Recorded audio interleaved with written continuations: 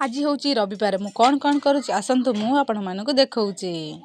ପ୍ରଥମେ ମାଛ ବାଲା ଆସୁଥିବାରୁ ଆମର ମାଛ ରଖାଯାଇଥିଲା। ଆମର ଏଇ ବିଲେଇ ଦୁଇ ଜଣ ଦେଖନ୍ତୁ ମାଛ ଖାଇବେ ବୋଲି କେମିତି ବସିଛନ୍ତି। ତାପରେ ଏପଟକୁ ଆସିକି ଦେଖିଲା ବେଳକୁ ଆମ ବାଡ଼ି ପଟେ କଣ୍ଟା କଟା ହେଉଥିଲା, କାରଣ ବାଡ଼ ବୁଜା ଯିବ ବୋଲି ଖରା ଦିନ ଆଇଲାଣି, ଗୋରୁ ପଶିକିନି ଖାଇଦେବେ।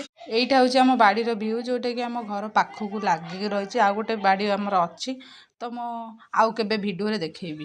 ଅଣ୍ଡା ଫଣ୍ଡା ସରେଇ ସାରି ମୁଁ ଆସିଥିଲି ଖରାରେ ଗାଧୋଇବା ପାଇଁ। ଗାଧୋଇ ପିଧେଇ ଖାଇ ପିଇ ସାରି ଆମେ ଚାଲୁ ଆମ ଗୋଷ୍ଠୀ ସହିତ ଖେଳିବା ପାଇଁ, କାହିଁକିନା ଆଜି ରବିବାର ଥିଲା, ସମସ୍ତଙ୍କର ବି ଛୁଟି। ଦେଖନ୍ତୁ ଆମେ ଫାଷ୍ଟ ବୁଡ଼ିବା ବୁଡ଼ି ଖେଳିଲୁ। ବୟସ ସିନା ଆମର ବଢ଼ିଯାଇଛି, ହେଲେ ଆମ ପିଲାଳିଆନି ଏବେ ବି ଯାଇନାହିଁ। ଆମ ଗାଁରେ ତ ଏଇସବୁ ଖେଳ ହୁଏ। ଆପଣମାନଙ୍କ ଗାଁରେ କେଉଁ ଖେଳ ହୁଏ ପ୍ଲିଜ୍ କମେଣ୍ଟରେ କହିବେ କି।